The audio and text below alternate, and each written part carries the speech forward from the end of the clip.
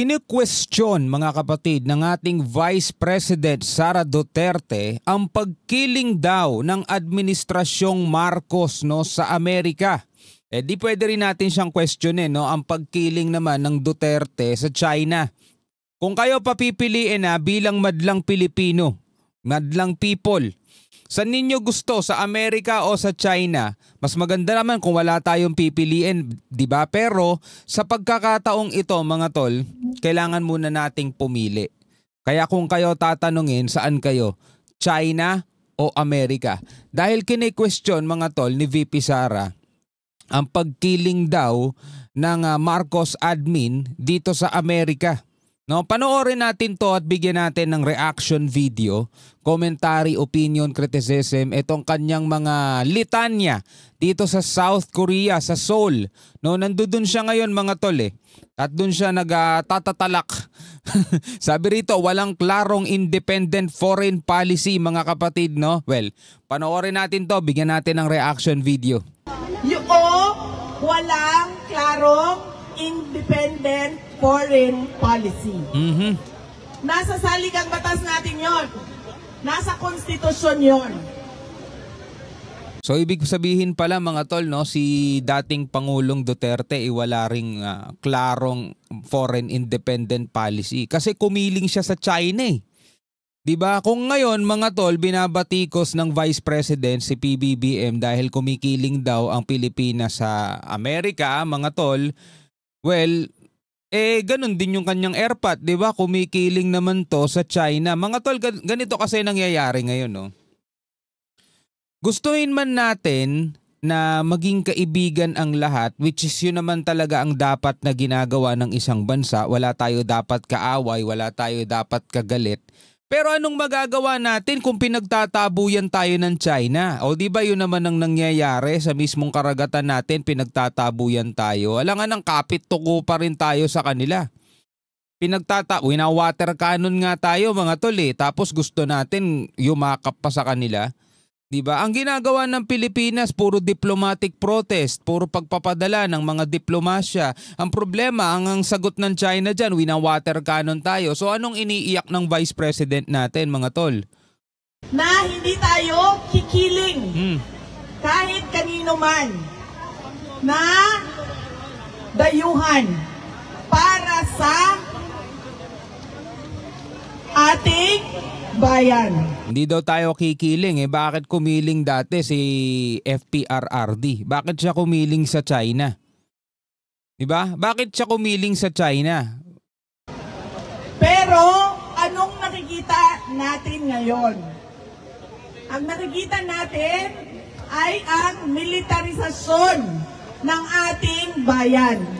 Ang pagpapasok ng mga Amerikano sa iba't ibang lugar sa ating bansa. Hula ko lang ito ano ko lang naman, haka-haka lang. Hindi ko naman sinasabing ito Siguro nabubulungan to ng China. Uy, magsalita ka sa bansa mo, di ba? Pinahihirapan kami sa mission namin, papasok yung presidente nyo ng militar ng Amerika, hindi tuloy kami makaporma. Kasi mga tol, pagdating dito sa South China Sea, pagdating dito sa karagatan, ang nagmimilitarize dyan mga tol, hindi Pilipinas, hindi Amerika, China nagmimilitarize dyan. Diba? Yung kanilang mga artificial island mga tol, ginawa na nilang mga military base. So ngayon, bilang Pilipinas mga tol, kailangan natin ng matinding deterrence o matinding pampigil, pangharang. So saan tayo kukuha ngayon ng ganyan? Diba? Di sa mga kaalyado nating bansa, Japan, Australia, Amerika, mga tol, diba? Kailangan natin. At saka 1950s pa lang 1951, meron na tayong Mutual Defense Treaty dito sa Amerika Pwede pa ba natin baliin yun? Paano pag sinalakay tayo ng China?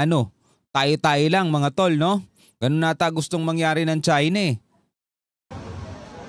Ang paglalagay ng factory ng... Biruin mo, Japan mga tol, merong mga military base doon ng Amerika. May reklamo ba sila? Ganon din ng South Korea, ganon din ng ibang bansa. Bakit dito sa Pilipinas tila ba ayaw? Hindi pwede, Sundin na lang natin na kaya, Hindi pwede. No, para kapag tayo binubuli ng China, talagang wala tayong palag. Kasi gusto natin maging ano lang tayo mag-isa tayo no, mayabang tayo masyado. Hindi, kaya namin mag-isa, hindi namin kailangan ng tulong ng Amerika, hindi namin kailangan ng military ng Amerika. No? Armas sa ating bansa. Anong sinabi ni President Trump noong meeting nila? Ang sabi ni President Trump, they tilted towards the China. Totoo naman. Totoo naman. And, anong sinabi niya? Naayos namin yon. And now, it is tilting towards the United States. Ano ibig sabihin ng tilt? Di ba sumasandal? Humikiling. Anong tilt sa Tagalog? Humikiling. Kuya. Kumikiling. Kumikiling na ang ating foreign policy papunta sa US. Hindi ko word yan. Pinupunan niya mga tol yung pag-tilt daw ng Pilipinas doon sa Amerika. Pero hindi niya pinuna yung sinabi, sa kanya mismo din ang galing, na nag-tilt daw tayo o kumiling daw tayo sa China. So pag sa China okay lang, pag sa United States bawal. Actually hindi naman yun yung exact word ni Donald Trump eh. No, balikan natin mga tol ha. Ito sabi ni Donald Trump, no? Ito yung interview niya mga tol eh. O ito yung sinabi niya. With another president. And it was not your fault, it was the president's fault. And President's fault ko, kasalanan daw ng dating presidente. the country was maybe tilting toward China, but we untilted it very, very quickly. Oh, we untilted it very, very quickly. Sabi niya gano'n, no? Ang Pilipinas daw dati ay kumiling sa China, pero ngayon ay inaalis na yung pagkiling doon. Pero walang sinabing tilted na sa US mga tol. Sariling word ni VP yun. Ang sabi niya hindi niya daw word yun. Balikan natin sabi niya. Hindi ko word yan. Word niya yun kasi hindi naman yun yung word ni Trump. Diba? At saka sinabi niya rito kanina, balikan natin. Sa US. Balikan natin Hiling na. They tilted towards the China. Eto hindi niya pinapansin. They tilted towards China. And now tilting towards US. Actually, walang sinabing ganun si Trump. Pinanood natin mga tol. We untilted it very, very quickly. Yun ang sabi ni Trump. Hindi niya sinabing, now we tilted towards US. No? Sariling word lang yun ni VP, mga tol. Eto, panoorin natin Sabi rito sa isang balita mula rito sa ABS-CBN News. So, panoorin natin. Nakaraang administrasyon US President Trump binatikos ang dating Philippine admin ng Pilipinas sa kanyang pulong kay Marcos. Walang binanggit na pangalan si Trump pero sinabi niyang hindi alam ng nakaraang administrasyon. Hindi alam ng nakaraang administrasyon kung ano ang mga nagawa o ginawa nito.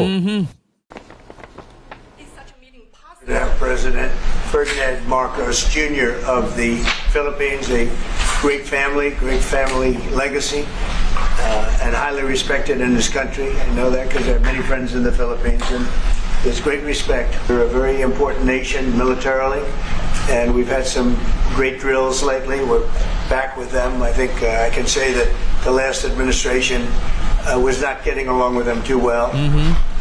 They didn't get along with anybody. They didn't know. Honestly, they didn't know what they were doing. They didn't know what they were doing. Hindi niya alam kung anong ginagawa niya. Sabing ganun ni Trump. Binatikos niya yung dating presidente. Sa ilalim ni dating Pangulong Rodrigo Duterte, lumihis ang Pilipinas sa tradisyonal na alyansa nito sa Amerika at bumuo ng mas malapit na ugnayan sa China. Kaya nga kung pwedeng payuhan si VP, no, bago ka pumuna ng dumi ng iba, punahin nyo muna yung dumi ninyo, sarili ninyong dumi. Diba? Sa kanya na mismo nang galing sabi daw ni Trump, nag-tilt daw ang mga Pilipinas sa China. Ba't yun hindi niya binabatikos? Tapos gumawa pa siya ng sarili niyang word. Now we tilted towards US. Wala naman sinabing ganun si Trump. Sabi ni Trump, we untilted it very, very quickly. Samantala, binatikos ni President 'Di ba? So ngayon mga kapatid, balikan natin 'tong sinasabi niya VP. Ayan mga tol, hindi naman tayo anti-Duterte, pero kino-correct lang natin mga tol. Imbis kasi magkaisa tayo, puro pambabatikos kasi gusto nila na para bang wala naman silang ginagawang mali rin. Napaka-perfect ba nila? Kuya, kumikiling. Kumikiling na ang ating foreign policy papunta sa US. Hindi ko word yan. Word niya yan. Sarili niyang word yan. Hindi ko salita yan. Napanood natin yan na sinabi. Panoorin ulit natin sa mga bago lang. Panoorin ulit natin.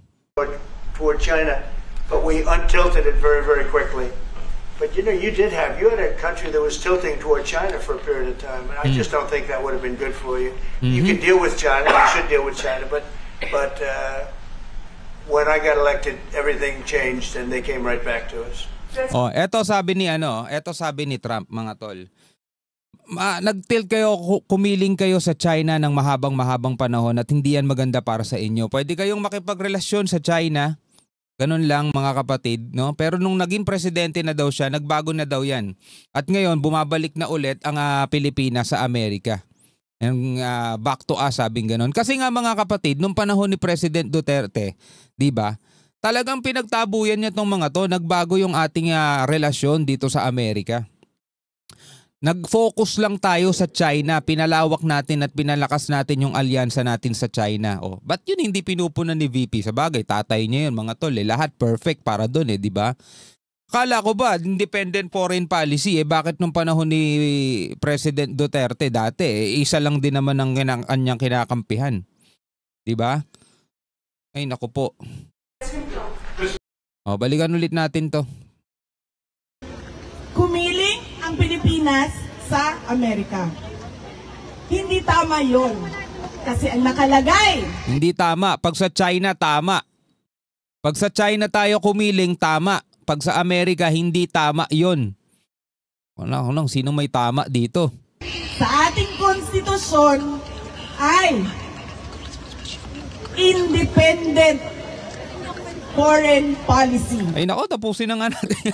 Para tayo nakikinig ng grade 1. Anyway, bilang mga Pilipino, ano ang inyong masasabi dyan? Comment na lamang kayo sa ibaba. Hanggang sa muli, ako nga pala si Shobal D. Peace out.